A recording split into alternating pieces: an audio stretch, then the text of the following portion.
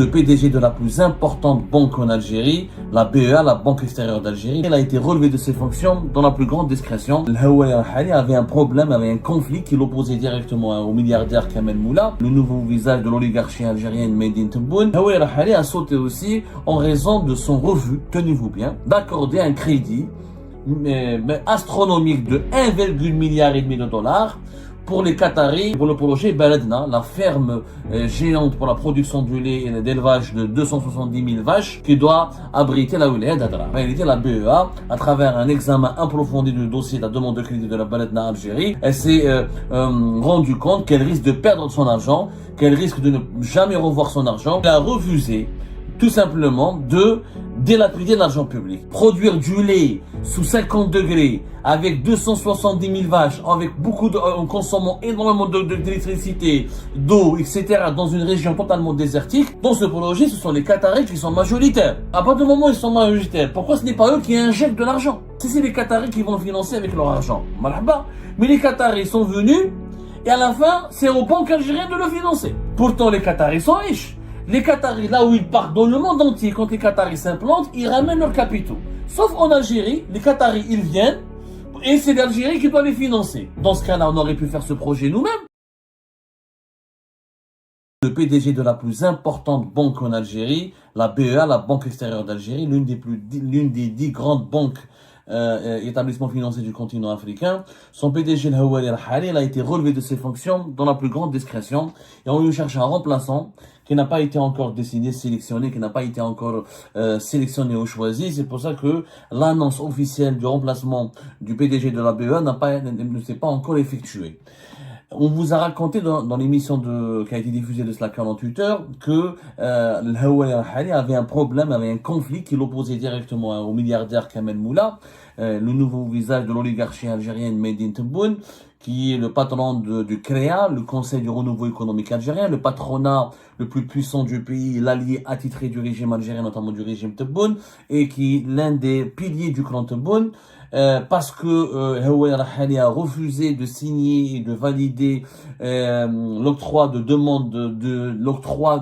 lignes de crédit très généreuses au montant faramineux pour les hommes d'affaires et les patrons et membres du CREA et de l'entourage de Kamel Moula. Kamel Moula a saisi la présidente de la République, le ministère des Finances, le premier ministère, pour réclamer le départ de El-Hawari Al-Hali, pour réclamer des sanctions contre El-Hawari Al-Hali et pour obtenir sa tête, ce que Kamel Moula a réussi à faire. Mais nous avons découvert aussi au cours de nos investigations que Kamel Moula n'est pas la seule ou n'est pas la seule raison ou l'unique raison pour laquelle a sauté le PDG de la BEA, El-Hawari Al-Hali. El-Hawari Al-Hali a sauté aussi en raison de son refus, tenez-vous bien, c'est la deuxième raison, l'autre raison, on va dire principale, il y a eu deux raisons principales, le conflit qui l'opposait à Kamel Moula, le lobbying agressif et hostile mené par Kamel Moula contre le patron de la BEA au plus haut sommet de l'État algérien, mais aussi le refus de El-Hawari Al-Hali, le patron de la BEA, d'accorder un crédit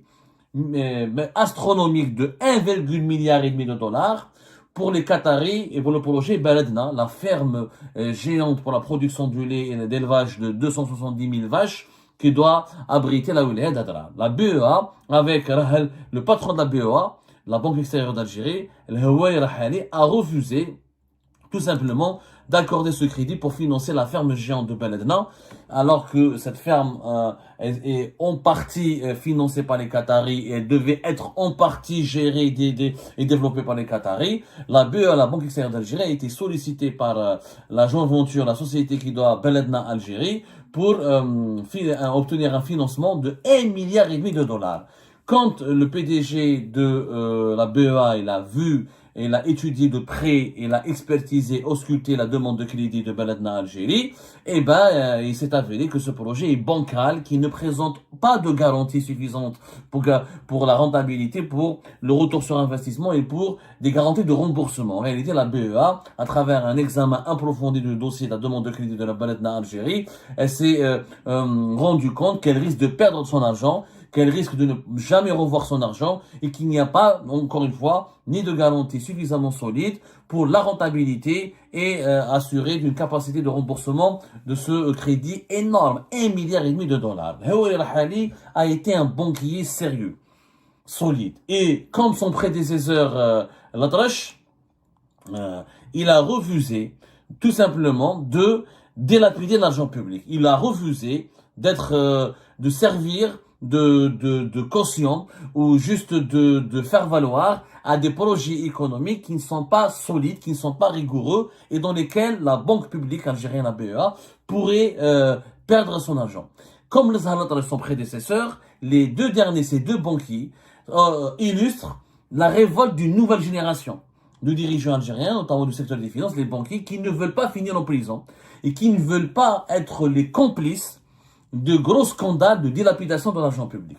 Le Haouli Rahali l'a même dit, selon nos investigations assez proches, je n'ai pas envie de finir en prison comme un certain Mohamed Loukal.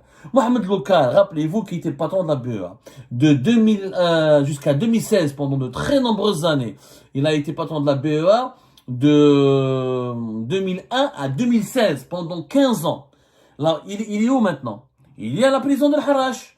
Ensuite, il a été transféré vers une autre prison. Il a été condamné, il a été placé sous mandat de dépôt fin septembre 2021. Août 2022, il a été condamné à 6 ans de prison ferme pour gaspillage de fonds publics, abus de pouvoir et octroi de privilèges indus à d'autres. Ensuite, il a été condamné en décembre 2022 à 8 ans de prison ferme pour dilapidation de deniers publics, abus de fonction et octroi d'indus privilèges lors de la conclusion de marchés publics.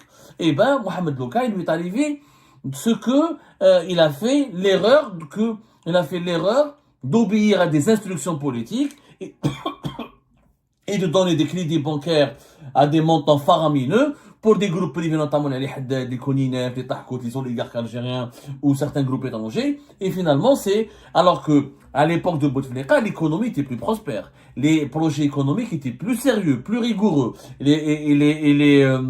Par rapport aux projets économiques menés par les Portebonnes, parce que aller produire du lait sous 50 degrés, avec 270 000 vaches, avec en consommant énormément d'électricité, d'eau, etc., dans une région totalement désertique, beaucoup d'agronomes, et pas que des agronomes algériens, y compris des agronomes de grande réputation à travers le monde, ont exprimé leur scepticisme. On n'a aucune garantie, mais on n'a aucune preuve, il n'y a aucun argument, il n'y a pas suffisamment en tout cas d'arguments convaincants qui nous rassurent sur l'avenir de ce projet-là. Donc lui, en tant que banquier, il applique des règles prudentielles, il applique des exigences des exigences de garantie pour la capacité de remboursement du crédit, pour la rentabilité du projet pour lequel la banque est priée de le financer, il faut au moins donner quelques doses, dans le dossier de demande, la demande de crédit, comme on l'a expliqué la dernière fois, il faut que la banque s'assure qu'elle peut récupérer son argent, ou qu'elle peut récupérer des biens, ou un patrimoine qui pourrait lui permettre, au moins des actifs qu'elle pourrait utiliser pour plus tard, pour les revendre, pour récupérer son argent en cas d'échec.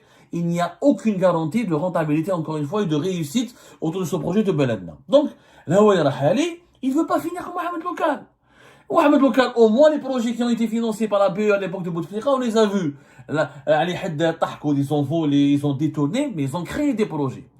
Maintenant, cette histoire, elle a au moins le mérite, je pense qu'elle devrait en tout cas avoir le mérite de relancer le débat sur le projet de Beledna Algérie. Est-ce que les Qataris, on les a ramenés? Je rappelle quelques étapes de ce projet. Je rappelle en avril 2024, on a lancé officiellement on a mis en place officiellement ce projet. En mars 2024, il y a eu donc Beledna, le groupe qatari, qui a signé avec l'État algérien à travers le Fonds national d'investissement, une sorte de joint venture, c'est-à-dire on parle d'une association. Voilà, une association qui a été créée par par le FNI et le groupe qatari pour créer une sorte de partenariat pour lancer un méga projet de production de lait et d'élevage dans l'extrême sud algérien. Alors, la répartition des parts, c'est quoi? 51% pour les Qataris, 49% pour l'État algérien. Un autre accord a été signé le 25 avril 2024 entre le ministère de l'Agriculture algérien et Beledna. Et une convention finale a été signée le 27 mars 2025 pour formaliser le projet. Dans ce projet, ce sont les Qataris qui sont majoritaires. Ils sont majoritaires. Donc, à partir du moment où ils sont majoritaires, pourquoi ce n'est pas eux qui injectent de l'argent? Jusqu'à aujourd'hui, ça fait plus d'une année qu'on parle de ce projet de Beledna, c'est 270 000 vaches dans une ferme qui va s'étendre sur 117 000 hectares, à Adrar, sous une chaleur étouffante, sous un soleil de plomb, dans une région totalement désertique. On nous dit, mais il y a une nappe phréatique importante, donc il y aura de l'eau. On nous dit qu'on pourra utiliser les énergies renouvelables, etc., pour climatiser les immenses couvoirs ou les immenses unités d'élevage des vaches. Bon, ça paraît trop futuriste, c'est de la science-fiction, mais pourquoi pas? Si c'est les Qataris qui vont financer avec leur argent, marhaba. Mais les Qataris sont venus, et à la fin, c'est aux banques algériennes de le financer. Pourtant, les Qataris sont riches. Les Qataris, là où ils partent dans le monde entier, quand les Qataris s'implantent, ils ramènent leurs capitaux. Sauf en Algérie, les Qataris, ils viennent, et c'est l'Algérie qui doit les financer. Dans ce cas-là, on aurait pu faire ce projet nous-mêmes. On n'aurait pas eu besoin des Qataris. Pourquoi ramener des Qataris si on doit nous-mêmes financer plus de 1,5 milliard de dollars ce projet-là? Je rappelle que ce projet nécessite un investissement de 3,5 milliards de dollars. Le montage financier, ou Chiqoul, le montage financier qui a été négocié au mois d'avril 2024 jusqu'à la convention finale du 27 de mars 2025. Il dit que, normalement, si on applique à la lettre ce montage, les Qataris sont censés, puisqu'ils sont 51%, ça ne veut pas dire, et ça est dans le monde entier. C'est pas parce qu'il y a dans le projet nécessite un financement de 35%, ça ne veut pas dire que celui qui détient 51% des parts du capital de la société qui va gérer ce projet, il va apporter nécessairement 1,7 milliard de dollars. Non. Il y a d'autres formes de financement. Il y a les financements sur fonds propres, il y a les financements sur prêts bancaires ou les financements bancaires. C'est pas grave. Mais les Qataris, étant donné qu'ils sont des investisseurs riches, normalement, ils sont censés avoir des fonds propres assez intéressants. D'autant plus que si on analyse encore une fois la structure de la société, ils sont censés avoir leur part, ils sont censés s'élever à 910 millions de dollars. Et la part du Fonds national d'investissement, qui est une institution financière publique algérienne, c'est l'équivalent d'une banque, mais c'est un fonds national, c'est pour financer les grands projets économiques. Là, sa part de financement, elle est censée être à 875 millions de dollars. Il reste une part de 1,7 vers presque 1,8 milliard de dollars, c'est le financement bancaire. Or, dans le monde, les Qataris ont leur propre banque. Pourquoi les Qataris, ils ont des banques puissantes? Pourquoi ça ne peut pas être des banques qataris qui financeraient ce projet? Et est-ce que les Qataris ont sorti sur la table 910 millions de dollars, étant donné qu'ils détiennent 51%? Selon nos investigations, les Qataris ne vont mettre sur la table que 500 millions de dollars pour financer la première phase du projet. Les autres phases du projet devront être financées par un crédit bancaire auprès de banques algériennes. Et dans ce cas-là, parce que ce qu'on ne dit pas aux Algériens, c'est effectivement ce projet va s'étendre sur plusieurs phases. La dernière phase, c'est en 2023. Ce projet prendra 9 ans. Il a commencé en 2025, mais il va s'étendre jusqu'à 2033. Il faudra attendre 2033 pour qu'on ait la possibilité, pour que ce projet soit opérationnel à 100%. Donc, on demande à une banque algérienne qui est la BEA d'accorder pratiquement tout le financement, 1,5 milliard de dollars, pour financer un projet à long terme. Donc, tous les projets à long terme, il y a un taux de risque. Le risque d'échec, il est élevé, et le risque pour la banque, il est élevé. Quels sont les fonds propres des Qataris? Personne ne le sait. Tout ce qu'on sait, c'est une information informelle, qui n'a pas été confirmée officiellement, c'est que les Qataris sont prêts à mettre 500 millions de dollars. Donc, et le FMI, est-ce qu'il va mettre le reste? Donc, les banques devront compléter 60 à 70% du financement. Ça n'a pas de sens. Dans ce cas-là, c'est une affaire qui, l'Algérie, elle est perdante. On va pas financer. À quoi ça sert d'avoir ramené les Qataris? Les Qataris, pour le moment, ils parlent que de la phase de démarrage vers 2026. Ensuite, il y aura une deuxième phase qui va s'étendre sur plusieurs périodes. La période finale, jusqu'à 9 ans, jusqu'à 2023, pour avoir 270 000 vaches sur 117 000 hectares. C'est énorme. Alors, la banque, toutes les banques qui se respectent, quand on leur demande de financer un tel projet, ils vont étudier ce projet. Et comme c'est un projet qui présente des risques, parce que c'est un projet inédit dans le monde, il n'y a pas de ferme. Ce sera la plus grande ferme du monde. Donc, il faut demander à des experts. Énormément d'agronomes ont soulevé des interrogations sur la fiabilité de ce projet. Il y a un risque pour le climat et l'environnement. L'accès à l'eau là-bas est très compliqué, ce sera très coûteux. Et les nappes phréatiques de la région ne sont pas renouvelables. Ensuite, il faudra de l'énergie. Alors, on dit que ce sera les énergies renouvelables. Est-ce que les énergies renouvelables, à travers des panneaux solaires ou des centrales solaires, vont suffire pour climatiser les couvoirs, pour climatiser la ferme où seront élevées les 270 000 vaches? Ça reste. Donc, si ça suffit pas, il faudra du gaz. On va ramener du gaz. Donc, ça va coûter cher à l'Algérie. Donc le coût de l'élevage et le coût de production du litre de lait qui sortira de la ferme de Adrar sera beaucoup plus coûteux que le lait que nous allons produire dans le nord du pays ou que nous allons importer. Donc si moi je veux réduire normalement ce projet était censé réduire de 50% la facture des importations de la poudre de lait de l'Algérie. Ça veut dire que 50% c'est 600 millions de dollars. Nous importons pour pratiquement 600 et nous allons économiser 300 millions de dollars. Mais si j'investis des milliards, si j'investis 3 milliards de dollars et que ce 3 milliards de dollars je vais jamais récupérer pour juste économiser 300 millions de dollars, je suis perdant. Je suis perdant. Et tous les agronomes, il y a un problème donc de viabilité économique et de retour sur l'investissement. Il y a une dépendance à l'eau souterraine. On ne sait pas si la disponibilité de l'eau elle est critique. Est-ce qu'elle va suffire pour ce projet-là? Il y a un problème au niveau de l'environnement. Beaucoup d'experts nous disent attention, l'exploitation de la nappe phréatique de Adrar risque de causer problème. Il y a un problème pour l'alimentation et le fourrage. Est-ce que on peut produire suffisamment, en quantité suffisante, les volumes nécessaires en fourrage et en aliments de bétail? C'est un projet qui est très coûteux et très controversé. Encore une fois. Mais comme les Qataris l'ont fait, en 2017. Les Qataris n'ont pas 50 ans d'expérience dans l'industrie, dans l'élevage de lait, dans les déserts. Et les Qataris, ils ont fait une ferme de 24 000, 27 000 vaches. C'est plus faisable. Et la population du Qatar n'est pas la population de l'Algérie. C'est pas les mêmes besoins. Nous, on veut faire une ferme 10 fois plus grande que la ferme du Qatar. Et les Qataris l'ont fait, c'est pas eux qui l'ont fait. Ils ont payé. Le gouvernement qatari, il a soutenu Baladna. Baladna Food, s'appelle ça, la société s'appelle Baladna Company, c'est Baladna Industry Food. Elle a été soutenue par le gouvernement du Qatar, elle a renfloué ses caisses, ils ont ramené les meilleures compétences de l'Europe occidentale, des grands pays producteurs de lait, les Français, les Allemands, les Hollandais, les Américains, les Canadiens, les Australiens, les Nouvelle-Zélandais, voilà. Ils ont ramené des compétences occidentales. Ils ont fait ce projet-là. Donc nous, pourquoi on a besoin des Qataris? On n'a pas besoin des Qataris parce qu'ils n'ont pas de technologie. D'ailleurs, depuis l'été 2025, ils ont commencé, Beledna Algérie a commencé à choisir les sociétés nécessaires à conclure des marchés pour commencer la réalisation de ce projet.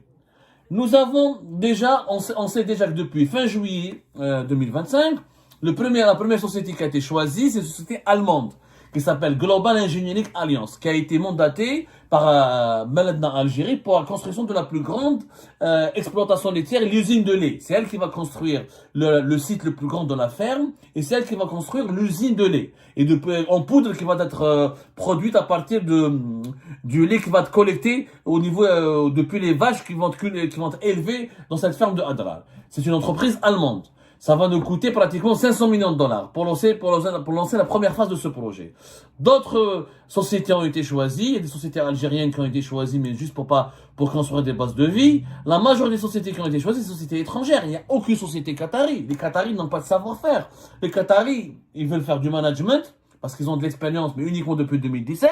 Donc ils sont pas très forts en management. On peut faire aussi bien qu'eux.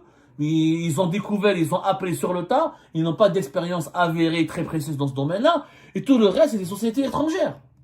Moi, les Allemands, on les connaît. Est-ce que j'ai besoin des Qataris pour aller discuter avec les Allemands, leur dire, venez, je vous ramène, je vous paye, faites-moi une usine, faites-moi une grande ferme.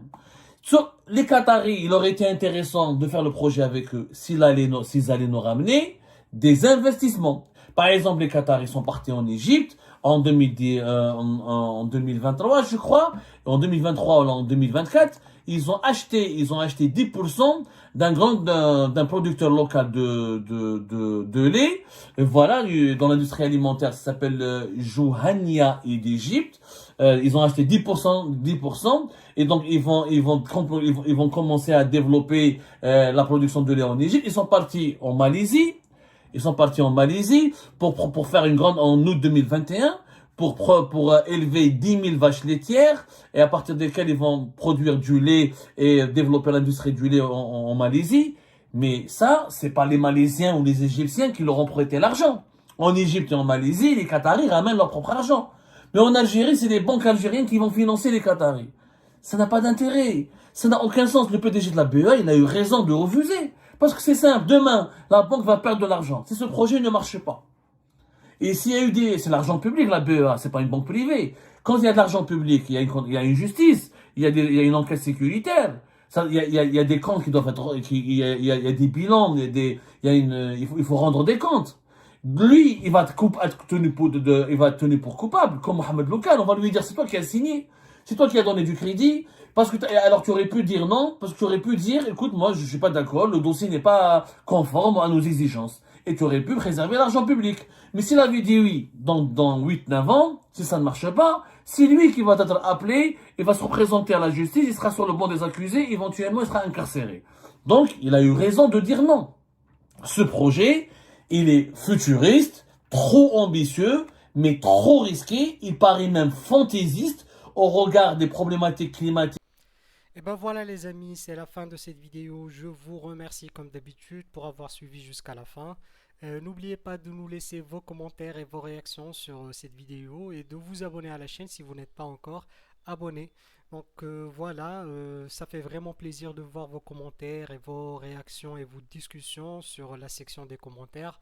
C'est très intéressant et je vous prie toujours de garder le respect et un petit peu la bonne ambiance pour tout le monde. Donc voilà, merci beaucoup et à la prochaine dans une nouvelle vidéo. Au revoir.